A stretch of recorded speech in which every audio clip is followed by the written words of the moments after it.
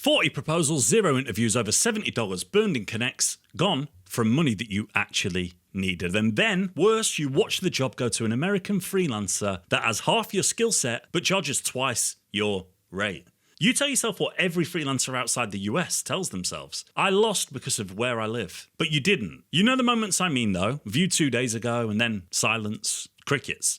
The client saw you and chose to breeze past you. The job that closed showing 5 hires, but they were all in the US. Or worse, the post that says US only right at the top before you could even apply for the project. And then you have that quiet question in the back of your mind at 2 o'clock in the morning. Is it my English? Is it my accent? Is it my country? It's none of those. The bias is real and I won't pretend that it isn't. But it only gets to decide the job when one thing is missing from your proposal. So by the end of this video, you'll know exactly what that thing is and you'll have watched me hand it to you. Let me show you how people outside the US are doing it right now. Look at the countries here. Look at the numbers. The names are blurred, but everything else is real. And guess what? I'm not an American either. I've sent over 5,000 proposals on Upwork from England. Over $500,000 earned, top 1%, expert vetted. And every job that I've ever won on Upwork, I won against Americans. 63 proposals, 48 hours. That's what landed when I posted a job on Upwork a few months ago. I was the client this time, hiring a developer. My money on the line. 60 of those 63 were the same proposal. Different names, but the same words. Dear client, I've read your requirements. I'm an expert in this field. And I'll tell you exactly what I felt in that moment. Not impressed, not curious, scared. 60 strangers all claiming to be the best and no way to tell who'd actually deliver. My brain did what every client's brain does. It stopped asking who's the best because you can't tell and started asking who's the safest. A rate, a review score, and a flag. And that's when it clicked. That's all I had left to sort with. That's the whole secret of location bias. Clients aren't paying for a country. They're paying to not get burned. The flag only wins when it's the only signal that you gave them. And the confession is that for my first 12 months on Upwork, my proposal sat in piles exactly like that one. The fix isn't skill, English, or a different passport. It's answering the one fear that the client will never type into a job post, and I'm about to tell you. Before I show you how, drop your country in the comments. Just the country. If you enjoy my content, hit the subscribe button. But I read every single one, and more importantly, I'm on your team for this one. So drop that in the comments and show everybody else where you are from. Now, let me show you something that nobody puts in these videos because fear gets more clicks than facts. Upwork is an American platform, we know. American clients, American money.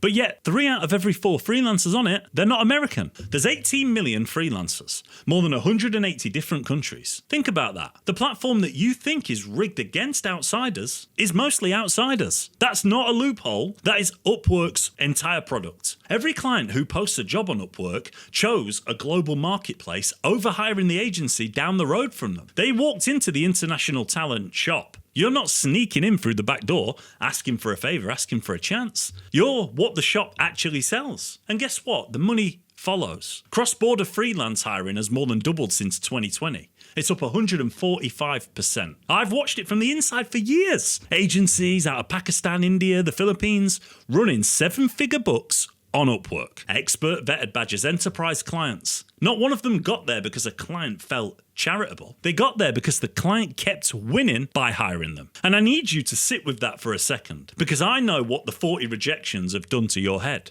The platform is not the wall. The platform is the door and it's already open wider for you than anyone has ever told you. But there is a reason that those agencies convert and the majority of freelancers on Upwork don't. It comes down to 2 things, and the first one is the fear the client will never say to your face. Here's the thing. The client's real fear about hiring outside the US has nothing to do with talent. It's this. It's 9 a.m, my website is down, and the person that I hired to solve this problem is fast asleep on the other side of the planet. Or worse, gone quiet, time zone, silence. That is the entire location bias, sitting unspoken behind every US-only filter. Almost nobody addresses it. They hope that their portfolio will outweigh it, but it won't. Fear beats evidence every time. You have to name it specifically. One line in your proposal. I work into my evenings, that covers your entire East Coast morning, for example. Or you'll hear back within 4 hours during your workday and you'll get a written update every Monday. Now, obviously, you have to adjust that to your real hours and real service, but you keep all of those pieces. When you overlap,